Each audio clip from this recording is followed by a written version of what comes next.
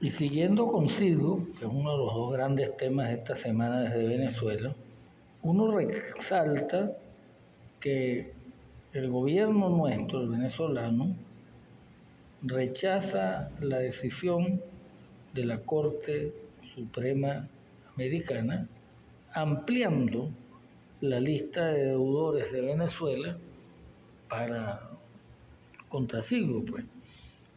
Con lo cual, evidentemente, lo que buscan es desguazar a Cidgo, que no quede nada, que cada quien cobre lo que quiera.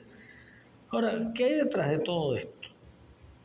Hasta ahora, el interinato que había manejado eso, que había aumentado las deudas y no había pagado nada, esa gente de Guaidó y esa sinvergüenzura que tenía ahí con el señor Vecchio, ellos no se han comportado como venezolanos, pero ni siquiera se han comportado como algo muy extraño, sino como unos vivos que están esperando agarrar lo que ellos mismos se están dejando para sí mismos.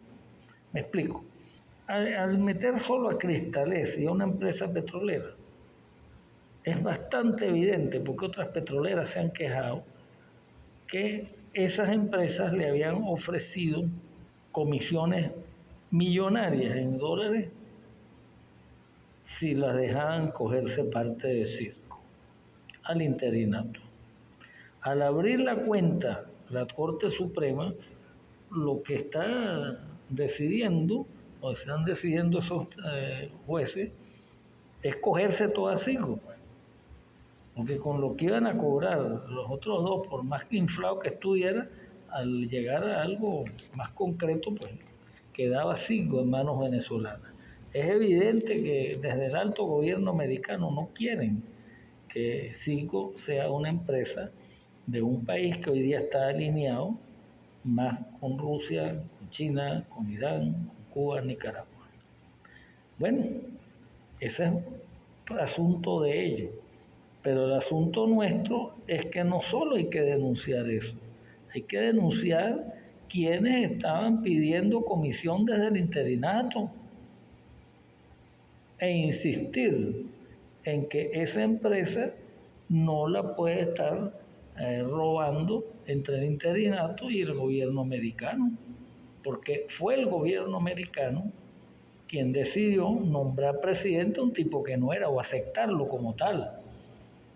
Peor aún, alguien que sus mismos cuerpos de seguridad, y me refiero al FBI sobre todo, había alertado al gobierno, a los gobiernos venezolanos, no, americanos, de los robos y de las trampas que estaban haciendo el G4 y los compinches del señor Guaidó. Así se aclararía un poco mejor el panorama. Que estar diciendo que Venezuela rechaza, bueno, sí, pero ¿por qué rechazamos? ¿Y qué es lo que buscamos al rechazar? Porque no es que el gobierno venezolano no cobre comisiones, seguramente las cobra, pero entre estos no estaba metido nadie de la gente de Rafael Ramírez ni de ninguno. Bueno, muchas gracias.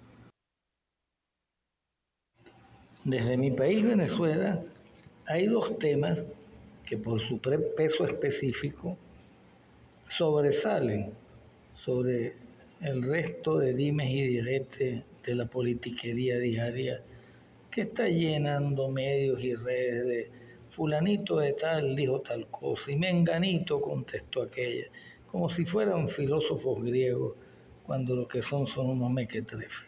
Pero bueno, eso no tiene remedio en el momento. Pero los dos temas sí. Uno es Guyana, o Guayana, o la Guayana Esequiba, y el otro Cidgo. Sobre el tema de Cidgo, que fue el que va a tratar en este audio, el otro lo dejo para el siguiente, aquí siguen pensando con una mentalidad de hace 20 o 30 años. Es decir, bueno, pero es que en realidad la Corte de Delaware dijo tal cosa y nosotros pensamos que es de otra manera y entonces buscan unos abogados carísimos en dólares y hay que pagarle a los abogados y no consiguen nada. Pero el tema de Sigo, que se da aquí en realidad entre la gente seria como una empresa ya perdida por PDVSA, y entonces empieza otra vez la politiquería. Uno dicen que es culpa de Rafael Ramírez y el chavismo rojito, y otros dicen que no, que es de Guaidó, que la endeudó y la vendió y la regaló. Y así no se llega a nada. Hay que ver, echar la paja a un lado y ver qué es lo que queda en el campo. ¿Qué queda en el campo? Bueno, en primer lugar, que Venezuela, el gobierno venezolano, no se ha quedado con los brazos cruzados. Le ha devuelto el guante a los Estados Unidos y lo va a devolver el día 8 de abril, cuando le corresponda a Venezuela responder el tema de Guyana Esequiba. Por eso digo que están enredados los dos temas. ¿Qué es lo que va a decir Venezuela? Un momento, Sigo estaba pagando sus deudas y las deudas de Sigo no eran inmensas hasta que ustedes, gobierno de Estados Unidos, les dio por reconocer a un mequetrefe que ni era presidente ni tenía ninguna capacidad para hacerlo, y en la Constitución no aparecía ni siquiera en la lista de espera. El señor Guaidó, prófugo y ahora millonario que juega pádel en sus tiempos libres. Bien, eso es lo que va a decir Venezuela. Usted me robó Sigo, ustedes se robaron a Sigo y le dieron dinero a ese señor Guaidó para que pagara las deudas que él mismo contrajo de una nómina brutal que le cargó a Sigo, y se robó el dinero, no pagó nada, y entonces ahora quería él que nada más en el remate, al cual ni siquiera apareció como presidente interino, lo que fuera, que en el remate nada más aparecieran dos empresas, una Cristalex y otra una petrolera, a las cuales se dice entre la gente enterada que la gente del interinato le estaba pidiendo que le dieran una comisión para dejar eso así. Después continúo con el otro tema, que es la Guyana Esequiba, que están, como digo, imbricados. El otro tema es la Guayana o Guyana Esequiba. ¿Por qué? Porque tenemos que estar pendientes los venezolanos y en realidad cualquier ciudadano que se preocupe por la paz mundial. Allí se puede armar una guerra, no inmensa, pero sí una guerra, debido al mal manejo que han hecho para robarse a Sigo. Los mismos que se han robado cuentas de oro, se han robado cuentas de divisas, y que les importa un pepino si esa cuenta es para comprar armas o para pagar medicinas a niños pobres que no las pueden, que hay que operarlos fuera del país, de Venezuela. ¿Qué pasó con Guyana? Que hay una base americana, no está totalmente definida, pero existe. Y ya un destructor, un barco de guerra, una patrulla británica basada en Trinidad, tuvo la osadía de meterse en aguas venezolanas, evidentemente, y demarcadas incluso con Trinidad. Pero ¿qué ha hecho Venezuela? ¿Y qué es lo que se puede pasar, que puede terminar en algo peligrosísimo? Venezuela perfectamente puede, en las bocas del Orinoco, cerca, montar una base con rusos, con chinos y quizás con iraníes.